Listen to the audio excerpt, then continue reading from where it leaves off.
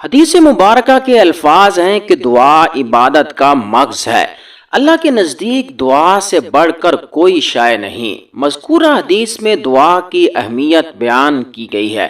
کسی بھی چیز کے اصل کو مغز کہتے ہیں۔ عبادات کی حقیقت یہ ہے کہ بندہ اللہ کے حضور خشوع اور خضوع کے ساتھ ظاہر و باطن کو جھکائے، گڑ گڑائے۔ یہ کیفیت سب عبادتوں سے زیادہ دعا میں پائی جاتی ہے، اس لیے اسے عبادات کا مغز کہا گیا۔ اللہ کے نزدیک اس سے بڑھ کر کوئی شے نہیں۔ اللہ خود فرماتا ہے کہ مجھ سے مانگو، میں تمہاری دعا قبول کروں گا۔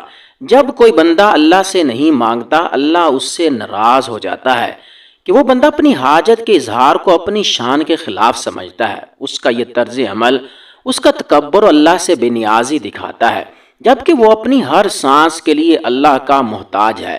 تو ایسے بندے سے اللہ ناراض ہو جاتا ہے، اور اس کے غضب کو دعویٰ دینا کسی ذی ہوش شخص کا کام نہیں۔ پھر یہ تو ہو ہی نہیں سکتا کہ بندہ اللہ سے کچھ مانگے اور اللہ اسے نہ دے۔ وہ اسے اپنی شان کے منافع سمجھتا ہے، اس بات سے حیا محسوس کرتا ہے کہ بندہ مجھ سے مانگے اور میں نہ دوں۔ اللہ ہم سے 70 ماؤں سے زیادہ پیار کرتا ہے۔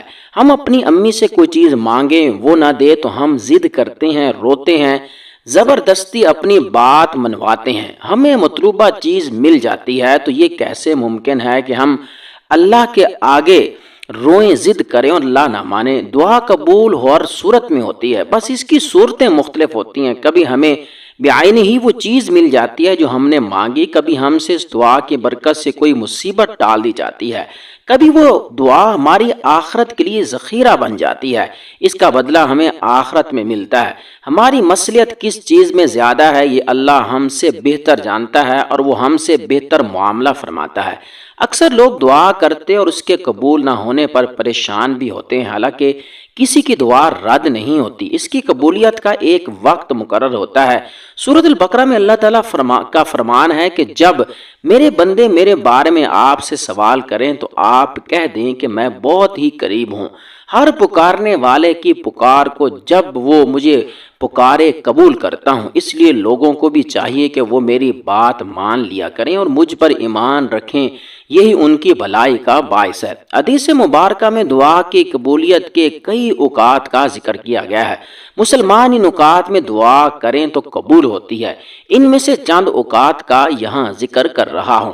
حضرت ابو ہریرہ رضی اللہ تعالیٰ عنہ سے مروی ہے کہ نبی کریم صلی اللہ علیہ وسلم نے فرمایا کہ انسان اپنے رب کے سب سے زیادہ قریب سجدے کی حالت میں ہوتا ہے، اس لیے سجدے میں دعا کثرت سے کیا کرو۔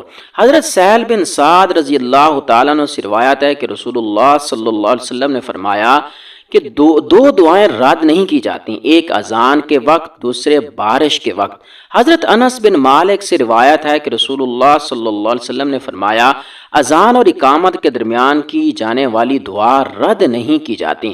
لوگوں نے پوچھا کہ یا رسول اللہ صلی اللہ علیہ وسلم پھر ہم اس وقت کیا دعا کریں؟ آپ صلی اللہ علیہ وسلم نے فرمایا اللہ تعالیٰ سے دنیا اور آخرت کی عافیت مانگا کرو۔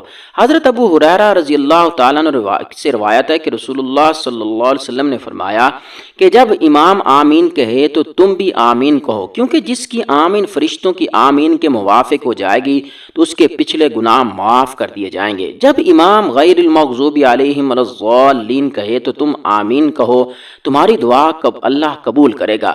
حضرت ابو امامہ سے روایت ہے کہ رسول اللہ صلی اللہ علیہ وسلم سے پوچھا گیا کہ کون سی دعا زیادہ قبول ہوتی ہے؟ آپ صلی اللہ علیہ وسلم نے فرمایا کہ رات کے آخری حصے میں اور فرض نمازوں کے بعد مانگی جانے والی دعا۔ حضرت جابر سے روایت ہے کہ رسول اللہ صلی اللہ علیہ وسلم نے فرمایا کہ رات میں ایک گھڑی ایسی ہوتی ہے کہ اس وقت جو مسلمان بندہ بھی اللہ تعالیٰ سے جو بھی بھلائی مانگے گا اللہ تعالیٰ اسے ضرور عطا فرمائیں گے۔ حضرت جابر سے مروی ہے کہ نبی کریم صلی اللہ علیہ وسلم نے ارشاد فرمایا کہ زمزم کا پانی جس نیت سے پیا جائے وہ پوری ہوتی ہے، اور اگر بالفرض کبھی ہماری کوئی دعا قبول نہیں ہو تو اس میں بھی کہیں نہ کہیں ہماری ہی کوتاہی ہوگی، یا تو ہم نے دعا کے آداب کی رعایت نہیں رکھی ہوگی، یا ہم کیسی ایسے گناہ میں ملوث ہوں گے جو ہماری دعا کی قبولیت کی راہ میں رکاوٹ بنے ہوئے ہوں گے۔ تو اللہ سے بدگمان ہونے کی بجائے اپنے اعمال پر نظر دوڑائیے۔ اللہ سے بدگمانی میں بھی ہمارا اپنا ہی نقصان ہے۔ اللہ بندے سے اس کے گمان کے مطابق ہی معاملہ فرماتا ہے، لہٰذا دعا کا اہتمام اس کے آداب کی رعایت رکھتے ہوئے کریں۔ ہر عبادت کی کچھ شرائط و آداب ہوتے ہیں، ایسے ہی دعا کے بھی ہیں، ان کا خیال رکھنا لازمی ہے۔ آپ صلی اللہ علیہ وسلم نے فرمایا کہ جب کوئی دعا مانگے تو ایسا نہ کہے کہ اگر اللہ تو چاہے تو بخش دے ورنہ نہیں، بلکہ پختگی اور عزم سے مانگے۔ اللہ سے زبردستی بچوں کی طرح ضد کر کے رو رو کر گڑ گڑا کر مانگے۔ اللہ کو اپنے بندے کی یہ ادا بہت پسند ہے۔ باوضو قبلہ رخ ہو کر خشوع خضوع سے دو زانوں بیٹھ کر اس یقین سے دعا مانگیں کہ دعا ضرور قبول ہوگی۔ دعا سے پہلے اللہ کی حمد و ثنا بیان کریں، درود شریف پڑھیں، 2 رکعت صلاۃ الحاجت پڑھیں۔